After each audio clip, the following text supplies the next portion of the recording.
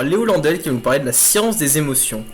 Léo vous propose de découvrir dans cet article un aspect du vaste sujet de la science des émotions.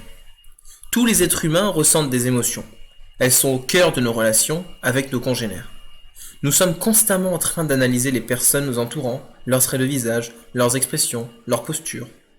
Tout ceci inconsciemment dans le but d'avoir de bonnes relations avec les autres. L'espèce humaine est l'espèce animale qui arrive le mieux à distinguer les émotions de ses congénères. Découvrons ensemble les principaux rouages de nos émotions. Les émotions. Tout le monde en ressent au cours d'une vie. Mais est-ce que quelqu'un sait ce qu'est exactement une émotion ? Il est très difficile de trouver une définition qui englobe tous les mécanismes des émotions. Pour cette raison, les chercheurs ont proposé de classer toutes les définitions possibles en 10 catégories.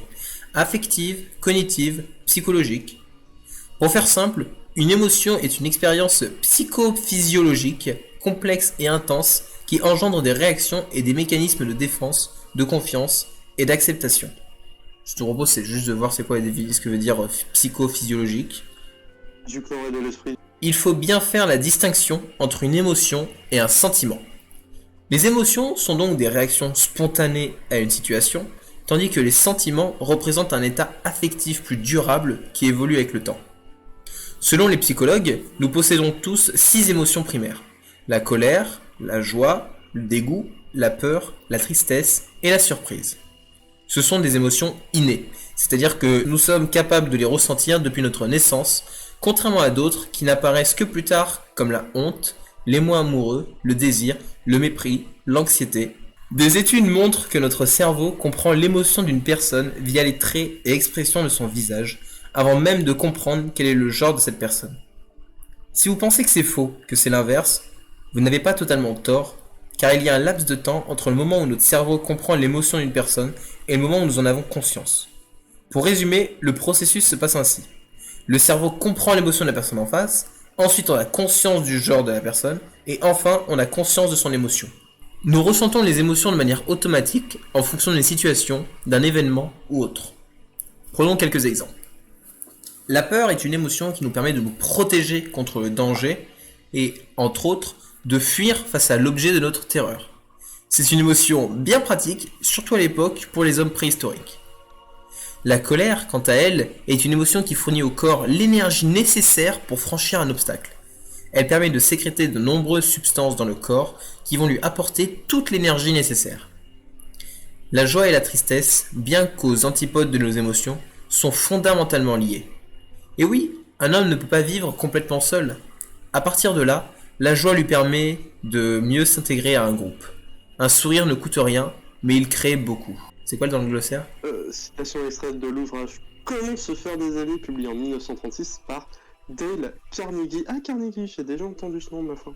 De même, les larmes attirent l'attention. Le groupe pourra donc aller vers l'homme, ressentant de la tristesse, pour le réintégrer au groupe.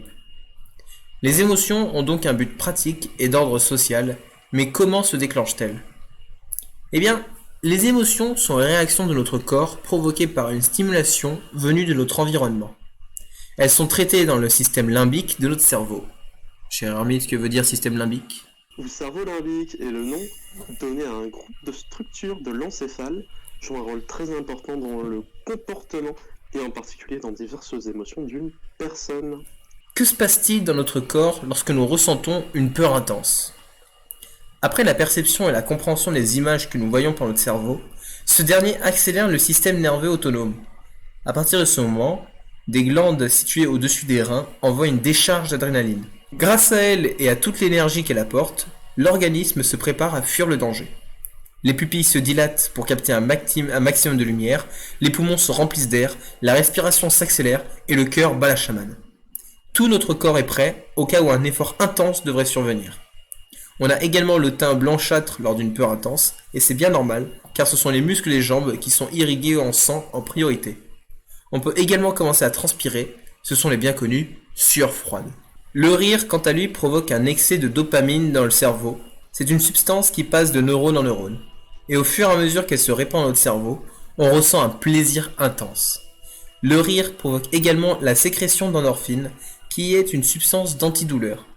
C'est pour ça qu'après un fou rire, on se sent bien et relaxé. Outre ces sécrétions, Le rire a de nombreuses actions positives sur le corps. Autrement dit, rire, c'est bien. Chaque personne ressent et comprend les émotions avec une intensité différente. On ne perçoit pas toutes les émotions de la même façon. Malheureusement, certaines maladies, troubles, empêchent le bon fonctionnement des émotions. Les personnes atteintes d'autisme ont par exemple plus ou moins d'aptitude à communiquer avec les autres à cause de leur moins bonne compréhension des émotions d'autrui. Les individus sociopathes, quant à eux, ont un trouble qui possède comme critère principal la difficulté à ressentir les émotions humaines, que ce soit à l'égard des autres ou à leur propre égard. Que veut dire sociopathe, mon cher ermite ? Trouble de la personnalité caractérisé par le mépris des normes sociales, difficulté à ressentir des émotions, un manque d'empathie et une grande impulsivité. Très bien. Cela peut par exemple expliquer leur manque d'empathie vis-à-vis de la souffrance des autres. Notre cerveau, tout comme notre corps, est donc le théâtre de l'expression de nos émotions, un siège où notre ressenti se bat pour s'extérioriser. Elles sont l'adjuvant de notre esprit et nous permettent de s'affranchir de nos limites, tant psychologiquement que physiologiquement. Alors, qu'est-ce que t'en as pensé de cet article ? Vas-y, je vais te laisser commencer. Derrière, il y a des questions sur l'existence humaine qui peuvent mener à des conclusions assez déprimantes. Mais si je fais ça à chaque article, ensuite on va me prendre pour un dérossé. Oui, pas faux, là je commence à me poser des questions, pour être honnête. Mais... Non, parce que là je me disais, c'est vrai que si on peut rationaliser finalement même les émotions, qu'est-ce qui nous sépare de l'animal ? Ça c'est une autre question philosophique. Bon, la vraie réponse c'est pas grand-chose dans le fond. Mais oui, c'est vrai que c'est intéressant les émotions, surtout de se rendre compte que c'est quelque chose qui est pas non plus complètement alien, quelque chose qui est absolument impossible de rationaliser. Et ni même complètement inutile, au passage, parce il en a parlé plus haut, oui, il a pu dire les intérêts des émotions en elles-mêmes. Ou de certaines. Globalement, en fait, tout ce qu'on a, ça vient de l'évolution darwinienne. Donc ça veut dire que typiquement les émotions sont des facteurs positifs, des facteurs qui aident à la survie. Notamment d'autant plus pour une espèce sociale comme l'homme en fait. Ouais. Et en fait, l'intérêt des émotions, c'est le fait que nous sommes humains, l'intérêt des émotions serait plutôt aussi histoire de montrer aux autres, afin d'avoir une réaction des autres qui soit adaptée en fonction de ce qu'on est actuellement. Parce que je veux dire, une personne qui est triste et tout, on va avoir besoin de réconfort. Mais je me souviens que j'avais vu quelqu'un qui citait une interview de comment Usain Bolt faisait pour courir aussi vite. Ouais. Et je crois que sa réponse c'était qu'il s'imaginait en train d'être poursuivi par des araignées géantes. Et l'idée que la peur entraîne l'adrénaline qui entraîne le fait de courir plus vite, finalement, ça... Mais c'est une trop bonne... C'est trop bien, en fait. Donc voilà, si vous voulez courir plus vite... Ayez peur. Soyez effrayés. Imaginez un psychopathe derrière vous. Voilà, partez du principe qu'il y a un dangereux violeur multirécidiviste qui vous court derrière. Ça va peut-être vous aider. À un moment donné, ça parle justement des maladies liées aux émotions.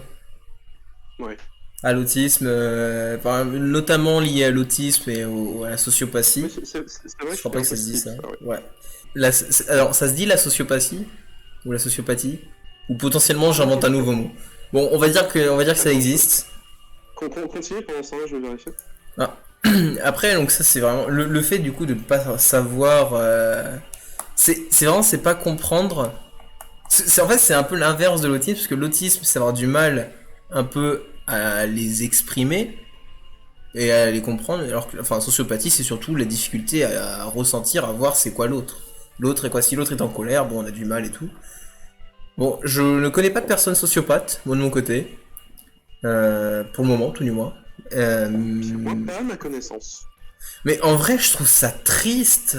Je veux dire, je suis désolé, mais moi quand une personne, moi quand je vois une personne, le terme sociopathie existe, ouais. D'accord, ok, merci. Je veux dire, moi quand je vois une personne, tu vois, qui est un peu triste ou un peu déprimée, etc. là-dedans, moi j'ai qu'une envie, c'est de la réconforter.